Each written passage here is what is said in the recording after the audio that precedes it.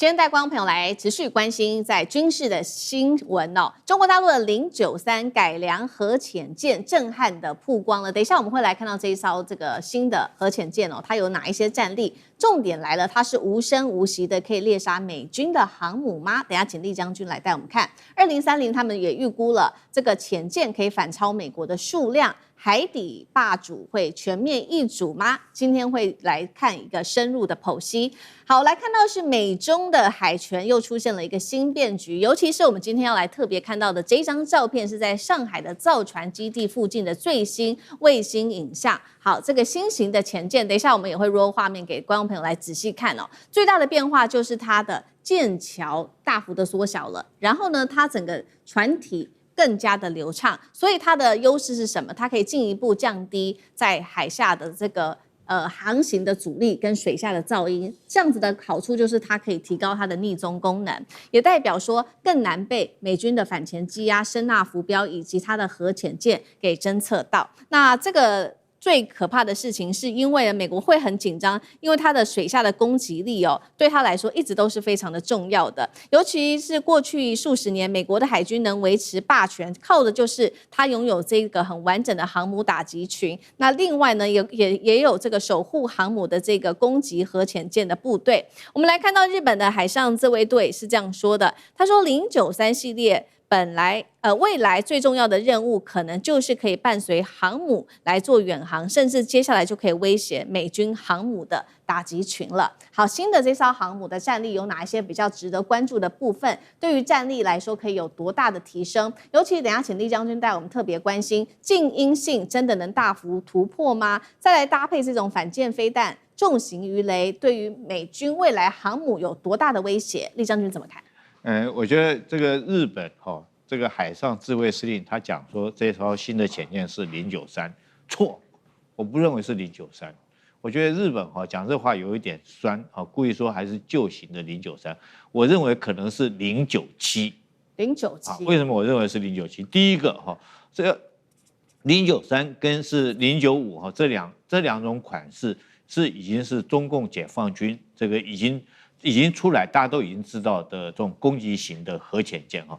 大陸解放軍他們攻擊型的核潛艦有093、095。那如果說是戰略核潛艦是雙位數的雙號是094跟096。那這艘潛艦跟093、095完全是不一樣，完全是一種新型的構體。還有它的長度也不一樣。這艘潛艦目前大家從衛星上面觀察，它的長度是120公尺那麼長那原來093跟095都已經出來的，它的長度是110公尺，它比原來的這種攻擊型潛艦還多了10公尺。所以我個人研判是不是解放軍有新型的097已經橫空出世了？尤其是說它的這種。我們講潛艦上面那個指揮塔，我們軍事術語叫做帆罩那個指揮塔，因為它這個帆罩做的特別低小特別小，那整個構型來講有很大一個改變所以我認為說極可能是全新的一個設計的097的潛艦那第二個美軍來講的話，他很清楚，如果說在水面的戰力已經沒有辦法，很難將中共的解放軍嚇阻在第一島鏈之內。這個包括赫爾塞斯他都承認美國戰爭部部長他就講說，如果說在開戰第1個小時之內，他們水面戰艦可能承受不住中國大陸他們東風17這種陸對地的導彈，還有055這種055大驅的這種飽和式的攻擊，可能承受不住。所以美軍現在積極在發展什麼？是水下的戰力。我們看到，他譬如說讓日本去發展它的蒼龍級的這種潛艦這個，然後讓澳洲在南部這邊來講，叫澳洲用奧克斯的潛艦給他做核潛艦，希望讓奧克斯來這個在南海那個地方來嚇阻中國解放軍那為什麼我講說這個美軍他們很急呢？因為從奧克斯的發展就看出來，奧克斯本來是美國答應幫澳洲建立新的維吉尼亞級的核潛艦，但是美國發現已經來不及了。因為大陸來講，它的潛艦發展速度太快了，它已經來不及了，所以現在美國是用將舊的維吉尼亞級潛艦這個先賣1艘給澳洲，當然澳洲就很不爽啊，我拿的是新鈔票，你怎麼賣給我中古艦呢？澳洲是很不爽。但是從這個過程之中，你就知道，事實上美國是非常着急，他來不及造出他的新潛艦。那水面下作戰，我跟各位講，水面下作戰一定是潛艦對潛艦是最好的這種武器。那解放軍現在來講，他也在積極發展他的水面下的戰力。那準備不管是未來他要護航他的航母戰鬥群出第一島鏈甚至到第二島鏈去，或者是在水底下跟這個美軍來一個對抗。那如果說有這種攻擊型的核潛艦，我覺得它將來突穿的就不是第一島鏈、第二島鏈，它就有能力，因為核動力來講的話，這個續航力是沒有極限的所以它極可能就在太平洋的中部，譬如說夏威夷群島那個地方，然後那時候所謂的這種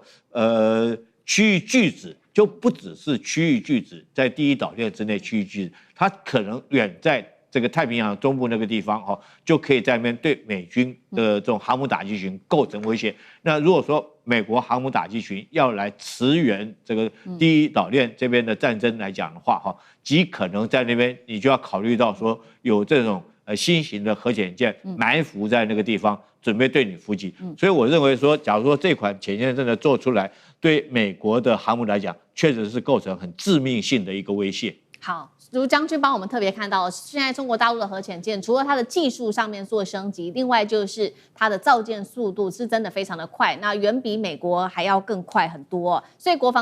美國的國防部這邊也做了一個具體的一個預估數字，它現在最新的數字出來是說，2030年他們預估呢，大陸海軍潛艦數量會增加到75艘。那我們要知道，美國現在只有69艘所以很快的，是不是2030年就代表會正式的超越了呢？等一下，請幹哥來看。那也盧將軍剛剛特別幫我們提到了，核潛艦的話，它的威脅就不會只是到第一島鏈、第二島鏈，甚至到太平洋地區了。這對於美國的威脅，那幹哥又怎麼看？好 ，OK， 好，剛才李將軍說了097潛艦大家會覺得很新穎。對，好，097潛艦叫秦級，秦朝的秦，所有的潛艦，中國潛艦都是以朝代來劃分，097叫做秦級。那小林正道，也就是前自衛隊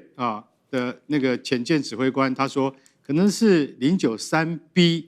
或者是095型。093叫做商級，095叫做隋朝的隋级。那因為它的讓人家驚訝的地方是，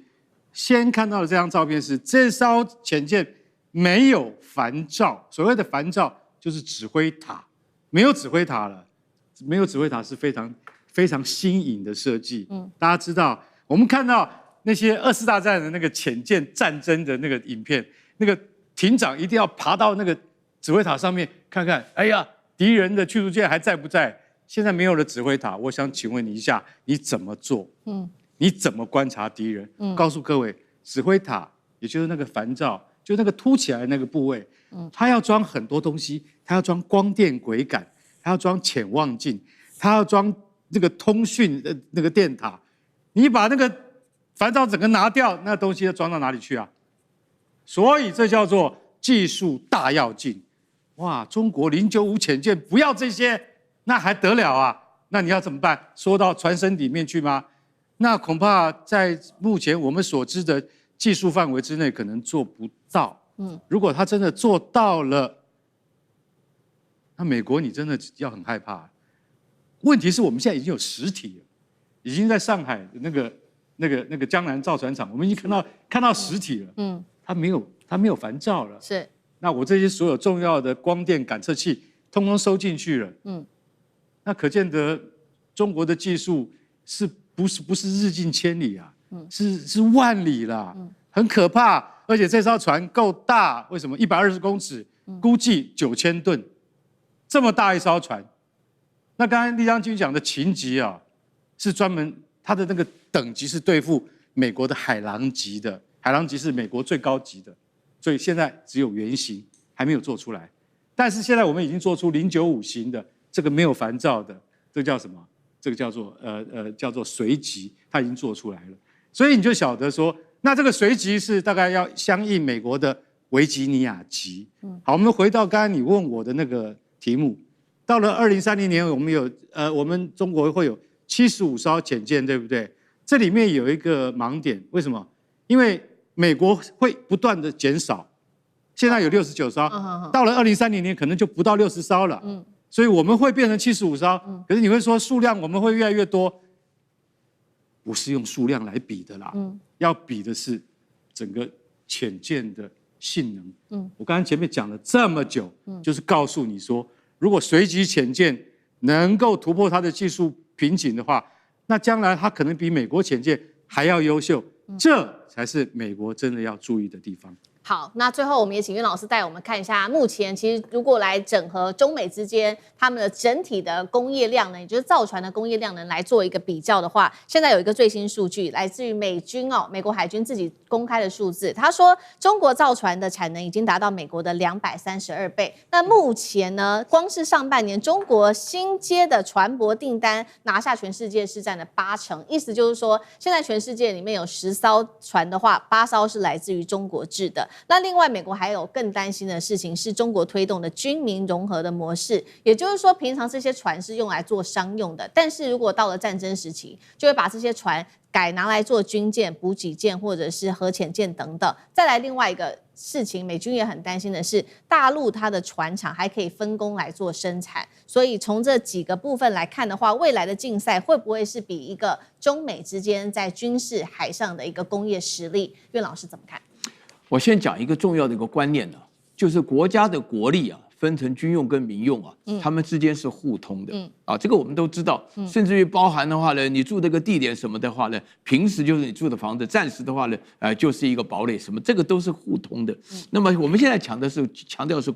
整體的國力，大家知道嗎？美國在2次大戰發生的期間，一開始從偷襲珍珠港之後的話，竭力恢復，就是把美國的全部的民用生產力全部拿成國力。那個時候，美國1個禮拜可以造出1艘驅逐艦了。那這個1個月就可以搞出1艘航空母艦了。美國到最後2次大戰結束的時候，航空母艦145艘啊，這不是開玩笑的。好，我現在分成大陸之間的這個造船能力的增強啊。這個我剛剛講到說，這全世界80%是中國船的話，這不是談訂單的問題。首先，第一個技術上的突破，大家還記不記得原來韓國、德意說中國造不出來 LPG 什麼的這個船啊？這個就是說運送天然氣的這個技術完全突破了。這個就完全突破。然後第二個的話呢，就是大陸本身呢，在這個成本上、人才上、技術上，以及長期來講的話呢，軍用民用的混合上來講，都是早就構成了這個準備。這2點都是美國無法比較的，一個是技術，一個是成本。還有第3個部分的話呢，大家要搞得清楚。大陸本身來講就是把所有的全國的國力，因為剛剛聽到我們幹哥在講到說是那個隨擊啊，或者說是勤擊，它裡面的話呢，就是沒有那種我們叫船艦啊，我那個專有名叫什麼造塔什麼的帆造。我們學哲學的不懂那麼多，但是我們可以了解到，它裡面是雷達呀，什麼稀土的需求啊，一樣都不會少啊。它是把所有最新的科技全部裝進來。然後第4點，我要強調什麼叫做核能潛艇？大家還記不記得前不久那個巨浪3才剛發過，核能潛艦的功用是你要搞死我，我把你全國幹掉。它只有做最後的保衛的措施，所以核能潛艦真的不是在比多，而是比在說你挨了核彈的攻擊以後，你要升起來的話呢，巨浪3、巨浪4就一起飛出去。那個時候就是它是一個威懾的力量啊，這個非常重要。那你現在好，我們現在講到美國，我剛剛講了一大堆，美國的話呢，成本非常高，美國的技術的話呢，遲遲不前進，而美國本身來講的話呢，長期啊，其實今天講到美國的衰落，最重要的原因是從蘇聯垮台以後，美國自己志得意滿，就是連我們哲學界都有那個福山講到說歷史的終結，那就都不用再搞了 ，F-22都停掉了，才突然發覺大陸基本上是一個圍殺的行動，就是用各種海陸空軍各方面的話呢，就告訴美國，美國現在要追起來的話呢，在成本上、在人才上、在技術上、在材料上都不會是對手的。我真的可以這樣子講，他時間是站在大陸這一邊，因為美國本身它發展的成本太高了。好，謝謝苑老師。那我們休息一下，馬上回來。觀眾朋友們，我們要開會員頻道啦！因應呢美中、中東還有印太的亂局，你看到的是新聞，我們看到的是背後誰在操控這個世界。加入會員可以取得獨家視角的通行證，你將優先取得更深的觀點判讀，包括了核心真相分析、歷史脈絡拆解、局勢推演邏輯。同時解鎖會員勳章、優先互動權、問題解析、幕後花絮，支持我們制作高品質的影片。點擊下方的加入鍵，一起成為戰友吧！我們會員頻道見。